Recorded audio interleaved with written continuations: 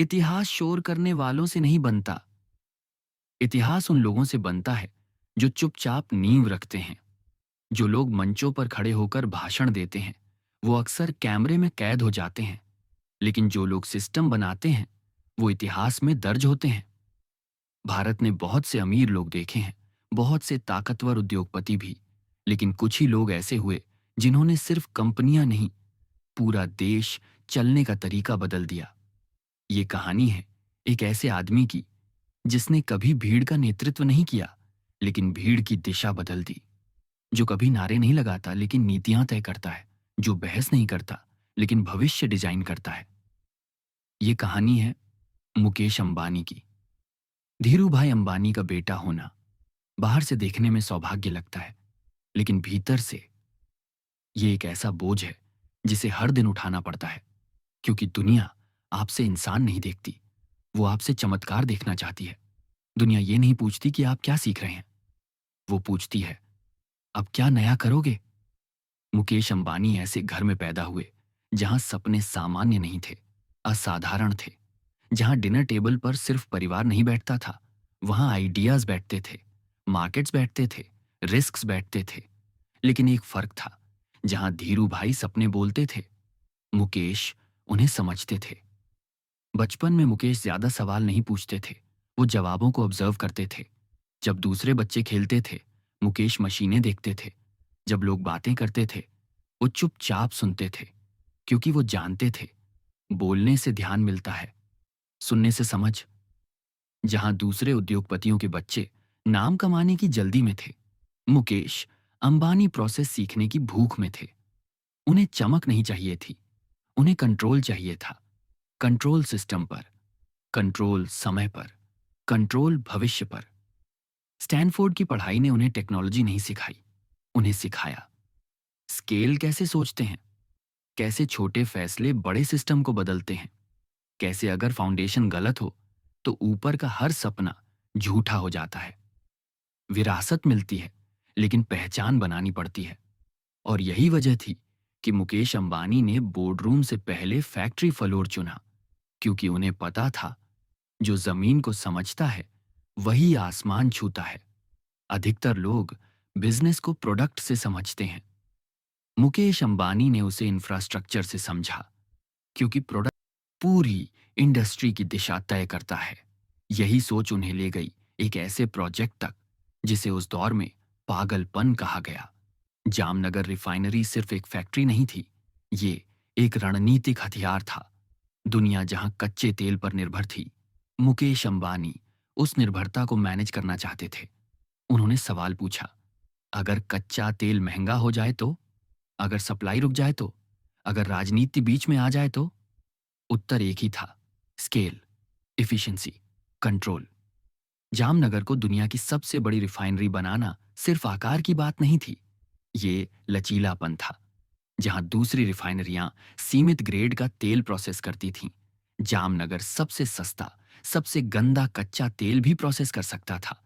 मतलब दुनिया में संकट हो, रिलायंस का मार्जिन बढ़ता। मुकेश अंबानी बोर्डरूम से ज्यादा कंट्रोल रूम में पाए जाते थे। वो मशीनों से बात नहीं करते थे, वो डेटा सुनते थे। हर वॉल्व, हर पाइपलाइन उनके लिए भविष्य की एक लाइन थी, क्योंकि जो इंफ्रास्ट्रक्चर बनाता है वही कल की शर्तें तय करता है।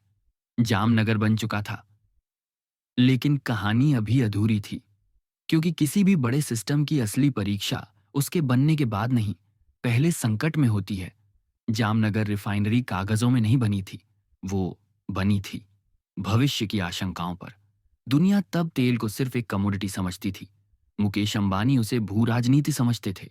जहां दूसरे पूछते थे आज तेल का भाव क्या है, वहां मुकेश पूछते थे अगर कल युद्ध हो जाए तो, अगर कोई देश सप्लाई रोक दे तो, अगर राजनीति कीमत तय करने लगे तो। और हर सवाल का एक ही जवाब था, control the process, not the price. यही वजह थी कि जामनगर कोई साधारण रिफाइनरी नहीं बनी, वो एक ऐसा सिस्टम बनी जो दुनिया के सबसे सस्ते, सबसे भारी, सबसे अनचाहे कच्चे तेल को भी सोने में बदल सकता था। जहां दूसरों की लागत बढ़ती, वहां रिलायंस की ताकत बढ़ती। यही वो पल था जब बिजनेस एनालिस्टों ने समझा मुकेश अंबानी सिर्फ मुनाफा नहीं बना रहे, वो शर्तें तय कर रहे हैं। भारत में उस दौर के ज्यादातर उद्योगपति खबरों में रहते थे। Press conference, interview, cover story. लेकिन मुकेश अंबानी लगभग अदृश्य थे। न बड़ी घोषणाएं, न नाटकीय बयान। क्यों? क्योंकि उन्हें पता था शोर अटेंशन लाता है, स्ट्रक्चर स्टेबिलिटी लाता है, और बाजार अटेंशन से नहीं स्टेबिलिटी से चलता है। वो जिस कमरे में होते थे वहां आवाज कम होती थी, लेकिन असर दूर तक जाता था। 2002, एक साल, एक खबर, और पूरा देश सन्न। धीरू भाई अंबानी नहीं रहे। भारत ने एक सपनों का व्यापारी खो दिया, और रिलायंस ने अपना कंपास। बाजार हिल गया, शेयर गिरने लगे, एनालिस्ट सवाल पूछने लगे, और अंदर एक चुप युद्ध शुरू हो गया। ये सिर्फ भावनात्मक क्षति नहीं थी, ये रणनीतिक शून्य था। क्योंकि धीरू भाई एक व्यक्ति नहीं थे, वो एक फोर्स थे। और जब फोर्स चला जाता है तो सिस्टम की असली मजबूती सामने आती है। मीडिया ने इसे भाइयों की लड़ाई कहा, लेकिन सच्चाई कहीं ज्यादा गहरी थी। ये दो व्यक्तियों की नहीं, दो सोचों की लड़ाई थी। एक तरफ त्वरित विस्तार, तेज फैसले, मीडिया की मौजूदगी। दूसरी तरफ धैर्य, सिस्टम और लंबा खेल। मुकेश अंबानी शोर नहीं करते थे, वो समय लेते थे। वो जानते थे हर जल्द लिया गया फैसला भविष्य में महंगा पड़ता है, और हर टाला गया फैसला अगर सही हो तो इतिहास बदल देता है। उस समय हर चैनल, हर अखबार एक ही सवाल पूछ रहा था, क्या रिलायंस टूटेगा? मुकेश अंबानी कैमरों से दूर रहे। उन्होंने कोई बड़ा बयान नहीं दिया, कोई भावनात्मक अपील नहीं की, क्योंकि उन्हें पता था बाजार भाषण से नहीं, स्ट्रक्चर से शांत होता है। वो मीटिंग्स में थे, डॉक्यूमेंट्स में थे, नंबर्स में थे। वो जानते थे जब धुआं छंटेगा तो वही बचेगा जो असल में खड़ा है। आखिरकार बंटवारा हुआ, कागजों पर, संपत्तियों में और रिश्तों में। भावनाएं टूटी, परिवार बदला, इतिहास मुड़ गया। लेकिन एक चीज नहीं बदली, मुकेश अंबानी की रणनीति। उन्होंने अपने पास रखा पेट्रोकेमिकल्स, रिफाइनिंग, इंफ्रास्ट्रक्चर। क्यों? क्योंकि उन्हें पता था यही भविष्य की रीढ़ है। मीडिया को यह फैसला सूखा लगा, बिना ड्रामा के। लेकिन इतिहास जानता है कुछ फैसले अखबारों के लिए नहीं होते, वो दशकों के लिए होते हैं। मुकेश अंबानी क्लासिक लीडर नहीं है। वो मंच पर खड़े होकर तालियां नहीं बटोरते, वो कमरे के कोने में बैठकर पूरे कमरे की दिशा तय करते हैं। उनकी लीडरशिप 3 चीजों पर टिकी है। पहला डेटा, दूसरा डिसिप्लिन, तीसरा ड्यूरेशन। वो पूछते हैं ये फैसला 10 साल बाद कैसा दिखेगा? अगर जवाब साफ नहीं होता तो फैसला रुक जाता है। जहां दूसरे तिमाही नतीजों में जीते हैं, मुकेश अंबानी दशकों में सोचते हैं। यही वजह है कि वो कई बार गलत समझे गए। लोग बोले बहुत धीमे हैं, जोखिम नहीं लेते, ज्यादा कंजर्वेटिव हैं। लेकिन सच ये था वो जोखिम लेते थे, बस भीड़ से पहले नहीं। वो जानते थे जो पहले पहुंचता है वो जीतता नहीं, जो सही समय पर पहुंचता है वही इतिहास बनाता है। 2002 के बाद बाहर से देखने पर कुछ खास नहीं हो रहा था। कोई बड़ी घोषणा नहीं, कोई हेडलाइन ग्रैबिंग मूव नहीं। लेकिन भीतर इतिहास की सबसे बड़ी तैयारी चल रही थी। सिस्टम डिजाइन हो रहे थे, नक्शे बन रहे थे, भविष्य की जमीन नापी जा रही थी। मुकेश अंबानी जानते थे अगला युद्ध तेल या केमिकल का नहीं होगा। अगला युद्ध होगा कनेक्टिविटी का, डेटा का, डिजिटल कंट्रोल का। इतिहास के सबसे बड़े बदलाव अक्सर तब होते हैं जब कोई देख नहीं रहा होता। 2008 से 2015, 7 साल। बाहर से देखने पर कुछ भी असाधारण नहीं। न कोई धमाकेदार लॉन्च, न कोई हेडलाइन बनाने वाला ऐलान, न कोई मंच, न तालियां। शेयर बाजार पूछता था रिलायंस क्या कर रही है? एनालिस्ट लिखते थे ग्रोथ स्लो है, विजन अनक्लियर है, टेलीकॉम में एंट्री रिस्की है। लेकिन सच्चाई ये थी मुकेश अंबानी कुछ बना नहीं रहे थे, वो तैयारी कर रहे थे। और तैयारी हमेशा दिखती नहीं। मुकेश अंबानी जानते थे तेल ने पिछली सदी बनाई, डेटा अगली सदी बनाएगा। जहां दुनिया फोन कॉल्स पर लड़ रही थी, मुकेश अंबानी कनेक्टिविटी पर दांव लगा चुके थे। उन्होंने एक सवाल पूछा, अगर भारत का हर इंसान इंटरनेट से जुड़ जाए तो क्या होगा? ये सवाल किसी टेलीकॉम कंपनी का नहीं था। ये सवाल एक सिस्टम आर्किटेक्ट का था। उस समय भारत में टेलीकॉम कंपनियां एक ही गलती कर रही थीं। आधा नेटवर्क, आधा निवेश, आधा विजन। 2G, फिर 3G, फिर पैचवर्क अपग्रेड्स। मुकेश अंबानी ने यह रास्ता साफ मना कर दिया। उन्होंने कहा, या तो पूरे देश को जोड़ो या मत जोड़ो, क्योंकि आधा नेटवर्क सबसे महंगी गलती होता है। वो जानते थे, अगर नेटवर्क वीक होगा तो ग्राहक दोष देगा, अगर एक्सपीरियंस खराब होगा तो आदत नहीं बनेगी, और बिना आदत कोई इकोसिस्टम नहीं बनता। सबसे पहले जमीन के नीचे काम शुरू हुआ। फाइबर, लाखों किलोमीटर, शहरों में, कस्बों में, गांवों के पास। कोई कैमरा नहीं, कोई शोर नहीं, सिर्फ खुदाई, सिर्फ केबल, सिर्फ धैर्य। मुकेश अंबानी जानते थे, वायरलेस दिखता है, लेकिन असली ताकत वायर में होती है। जो फाइबर कंट्रोल करता है वही स्पीड कंट्रोल करता है, वही डेटा कंट्रोल करता है, वही भविष्य कंट्रोल करता है। इसके बाद टावर खड़े होने लगे, हजारों नहीं, लाखों। स्पेक्ट्रम खरीदा गया, महंगा, भारी, लंबे समय का। लोग बोले, इतना खर्च क्यों? रिटर्न कब आएगा? रिस्क बहुत बड़ा है। मुकेश अंबानी ने कोई जवाब नहीं दिया, क्योंकि वो जानते थे, जो लोग समय को नहीं समझते वो पेशेंस को वेस्ट समझते हैं। रिलायंस जियो 1 साल की योजना नहीं थी, वो थी 8 साल की तैयारी। अरबों डॉलर का निवेश और एक साफ सीक्वेंस। पहले नेटवर्क, फिर आदतें, फिर पैसा। इस क्रम को उल्टा करने वाले अक्सर इतिहास में नहीं टिकते। बहुत लोगों ने सुझाव दिया, पहले कुछ शहरों में लॉन्च करो, धीरे धीरे बढ़ो, रिस्क कम होगा। मुकेश अंबानी ने मना कर दिया। उन्होंने कहा, अगर आधा देश जुड़ा और आधा नहीं तो ये सेवा नहीं, फ्रस्ट्रेशन होगी। वो जानते थे, या तो पूरा खेल बदलो या फिर खेलो ही मत। सबसे खतरनाक बात यह थी, बाजार को कोई अंदाजा नहीं था। कंपेटिटर्स अपने छोटे अपग्रेड्स में उलझे थे। मीडिया क्वार्टरली रिजल्ट्स देख रही थी, रेगुलेटर्स पुराने रूल्स में फंसे थे, और भीतर एक डिजिटल सुनामी तैयार हो रही थी। मुकेश अंबानी जल्दी में नहीं थे। वो इंतजार कर रहे थे, जब स्मार्टफोन सस्ते हों, डेटा हंग्री ऐप्स तैयार हों, इंडिया रेडी हो और नेटवर्क फ्लॉलेस हो। वो जानते थे, जो पहले पहुंचता है वो जीतता नहीं, जो सही समय पर पहुंचता है वही इतिहास बनाता है। 2015 के अंत तक नेटवर्क तैयार था, फाइबर तैयार था, स्पेक्ट्रम तैयार था, सिस्टम तैयार था, और सबसे जरूरी, धैर्य तैयार था। अब बस एक चीज बाकी थी, एक ऐसा कदम जो पूरे देश को हिला दे। इतिहास में कुछ दिन ऐसे होते हैं जो कैलेंडर में नहीं, सिस्टम में दर्ज होते हैं। सितंबर 2016, मुंबई। एक स्टेज, एक माइक्रोफोन, एक आदमी। कोई नाटकीय एंट्री नहीं, कोई जोशीला भाषण नहीं, कोई उंगली हवा में उठाकर वादा नहीं। मुकेश अंबानी धीमे कदमों से आए, जैसे हमेशा आते थे। लेकिन उस दिन उनकी चाल में जल्दबाजी नहीं थी, निश्चितता थी। उन्होंने कुछ स्लाइड्स दिखाई, कुछ आंकड़े रखे, कुछ वाक्य बोले, और फिर 2 शब्द, फ्री कॉल्स, फ्री डेटा। कुछ सेकंड के लिए पूरा टेलीकॉम उद्योग सांस लेना भूल गया। ये कोई ऑफर नहीं था, ये कोई प्रमोशन नहीं था, ये था युद्ध की घोषणा। उस दिन शेयर गिरे, बोर्ड रूम हिले, सीईओज ने इमरजेंसी मीटिंग्स बुलाई। किसी को समझ नहीं आया, इतना फ्री कैसे, इतना लंबा फ्री क्यों, इतना बड़ा नेटवर्क बिना रेवेन्यू। एनालिस्ट बोले, ये आत्महत्या है, ये अनसस्टेनेबल है, ये पागलपन है।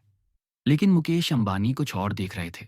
वो देख रहे थे, अगर पूरा देश एक साथ इंटरनेट पर आ जाए, अगर डेटा लग्जरी से नेसेसिटी बन जाए, अगर लोग पहली बार बिना डर के वीडियो देखें, मैसेज करें, सीखें, कमाएं, तो पैसा कॉल से नहीं आएगा, पैसा आएगा डेटा से, आदतों से, इकोसिस्टम से। पहले नेटवर्क, फिर आदतें, फिर पैसा। ये कोई नारा नहीं था, ये था सिस्टम डिजाइन। फ्री दुनिया का सबसे महंगा शब्द होता है, अगर आप नहीं जानते कब देना है, क्यों देना है, और कब वापस लेना है। मुकेश अंबानी जानते थे। उन्होंने फ्री इमोशन के लिए नहीं दिया, उन्होंने फ्री दिया आदत बनाने के लिए। जब आदत बन जाती है तो कीमत सेकेंडरी हो जाती है। कुछ कंपनियां टिक नहीं पाईं, कुछ विलीन हो गईं, कुछ इतिहास बन गईं। क्यों? क्योंकि वो आधे नेटवर्क पर थीं, आधे निवेश पर थीं और आधे विजन पर थीं, और आधा विजन पूरा बाजार डुबो देता है। ये सिर्फ टेलीकॉम की कहानी नहीं थी, ये कहानी थी उस किसान की जिसने पहली बार मौसम देखा, उस छात्र की जिसने पहली बार लेक्चर सुना, उस दुकानदार की जिसने पहली बार क्यूआर लगाया, उस गांव की जिसने पहली बार वीडियो कॉल किया। भारत पहली बार सच में ऑनलाइन हुआ। मुकेश अंबानी कभी बोले नहीं, मैंने क्रांति की, क्योंकि उन्हें पता था क्रांति घोषणाओं से नहीं होती। क्रांति तब होती है जब पुराना सिस्टम काम करना बंद कर दे और नया स्वाभाविक लगने लगे। आलोचना हुई, कहा गया मार्केट डिस्ट्रॉय हो गया, कंपटीशन खत्म हो गया, प्राइसिंग थाउजान वाला सत्ताहाना अनफेयर है। मुकेश अंबानी चुप रहे, क्योंकि जो सिस्टम कंट्रोल करता है वो नैरेटिव कंट्रोल नहीं मांगता। कुछ सालों में डेटा सस्ता हो गया, इंटरनेट यूबिक्विटस हो गया, डिजिटल पेमेंट्स नॉर्मल हो गए, स्ट्रीमिंग एवरीडे हो गई। लोग भूल गए कि कभी ऐसा नहीं था। और यही किसी भी सिस्टम की सबसे बड़ी जीत होती है, जब लोग उसे डिफॉल्ट मान लें। हर क्रांति के बाद एक सवाल आता है, अब इसका इस्तेमाल कैसे होगा? 2016 के बाद बहुत लोग जियो को एक टेलीकॉम कंपनी समझते रहे, लेकिन जियो कभी टेलीकॉम नहीं था, वो था डेटा का दरवाजा। मुकेश अंबानी जानते थे, जिसके पास लोगों का ध्यान है, लोगों की आदतें हैं और लोगों का डेटा है, वही अगला सिस्टम डिजाइन करेगा। पहले सवाल था, कॉल कितनी देर चलेगी? अब सवाल था, आप क्या देख रहे हैं? आप क्या खोज रहे हैं? आप क्या सीख रहे हैं? आप क्या खरीद रहे हैं? डेटा अब सिर्फ ट्रैफिक नहीं था, डेटा व्यवहार था। मुकेश अंबानी ने अगला मैदान चुना, रिटेल। क्यों? क्योंकि जो जानता है आप क्या देखते हैं और रिटेल जानता है आप क्या खरीदते हैं। जब ये दोनों मिलते हैं तो सिर्फ बिजनेस नहीं बनता, इकोसिस्टम बनता है। भारत का रिटेल दुनिया का सबसे बड़ा बाजार था, लेकिन सबसे बिखरा हुआ। लाखों दुकानें, करोड़ों लेन देन, कोई सिस्टम नहीं। पश्चिमी मॉडल कहते थे, दुकान हटाओ, सब कुछ ऑनलाइन करो। मुकेश अंबानी ने इस सोच को ही खारिज कर दिया। उन्होंने कहा, भारत में दुकानदार समस्या नहीं है, वो सिस्टम की कमी का शिकार है। मुकेश अंबानी दुकानों को हटाना नहीं चाहते थे, वो चाहते थे दुकानों को नेटवर्क से जोड़ना। यहीं से आया जियो मार्ट। ये सिर्फ एक ऐप नहीं था, ये था दुकानदार के लिए डिजिटल दरवाजा, ग्राहक के लिए सुविधा, सप्लाई के लिए नियंत्रण। ये ई कॉमर्स नहीं था, ये था डिस्ट्रीब्यूशन की सत्ता। पश्चिमी मॉडल ग्राहक को बदलते हैं, मुकेश अंबानी सिस्टम को बदलते हैं। उन्होंने ग्राहक को हटाया नहीं, दुकानदार को मिटाया नहीं, बल्कि दोनों को जोड़ा। जब ग्राहक नहीं, इकोसिस्टम बनता है, तब साम्राज्य स्थायी होता है। अब डेटा बताता है क्या बिकेगा, दुकान बताती है कहाँ बिकेगा, और नेटवर्क तय करता है किसकी शर्तों पर बिकेगा। यही वो पल है जहां बिजनेस भू राजनीति से मिलने लगता है। मुकेश अंबानी जानते थे, पिछली सदी तेल की थी, अगली सदी एनर्जी की नहीं, कंट्रोल की होगी, और कंट्रोल अब ग्रीन एनर्जी में है।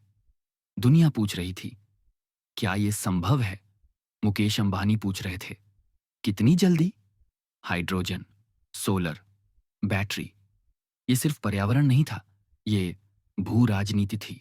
जो देश ऊर्जा कंट्रोल करेगा, वही इंडस्ट्री कंट्रोल करेगा, इन्फ्लेशन कंट्रोल करेगा और राजनीति कंट्रोल करेगा।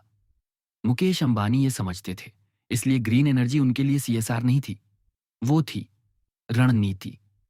अब सब जुड़ चुका था, नेटवर्क, डेटा, रिटेल, एनर्जी। ये चारों मिलकर एक कंपनी नहीं बनाते, ये बनाते हैं एक देश चलाने वाला सिस्टम।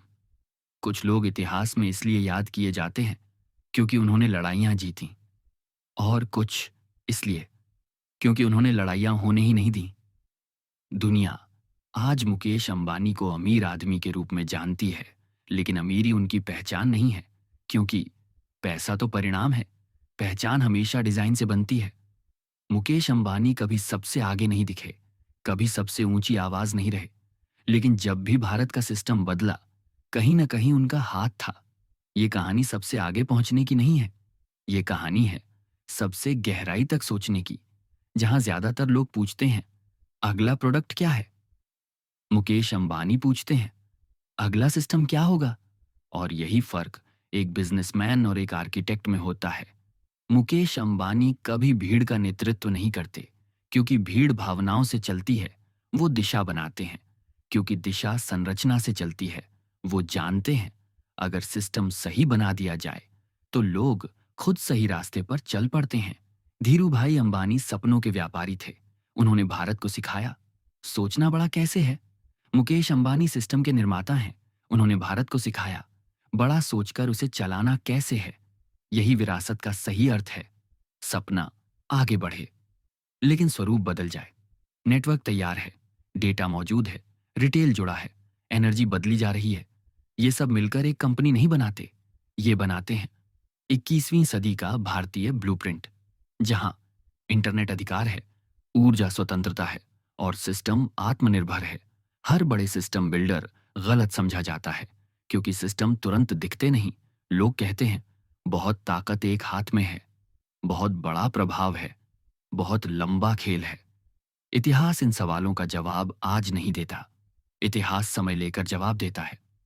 आज भारत ऑनलाइन है, कनेक्टेड है और आत्मविश्वासी है। ये सब अपने आप नहीं हुआ। इसके पीछे सालों की तैयारी है, अदृश्य निवेश है और चुपचाप लिए गए फैसले हैं। मुकेश अंबानी की सबसे बड़ी ताकत पैसा नहीं है, उनकी सबसे बड़ी ताकत है धैर्य। जब दुनिया जल्दी में होती है वो इंतजार करते हैं। जब दुनिया शोर करती है वो सुनते हैं। जब दुनिया प्रतिक्रिया देती है वो डिजाइन करते हैं। क्योंकि सिस्टम एक बार बन जाए तो वो पीढ़ियों तक चलता है। आज जो बच्चे मोबाइल पर पढ़ रहे हैं वो नहीं जानते कि कभी डेटा महंगा था। और यही किसी भी बदलाव की सबसे बड़ी सफलता होती है, जब अगली पीढ़ी उससे पहले की तकलीफ जानती ही नहीं। इतिहास शोर करने वालों से नहीं बनता। इतिहास उन लोगों से बनता है जो चुपचाप नींव रखते हैं, जो मंचों पर नहीं दिखते लेकिन सिस्टम में दिखते हैं, जो बहस नहीं करते लेकिन भविष्य तय करते हैं।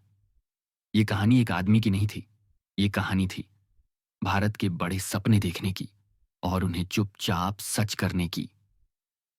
The silent architect of India's future.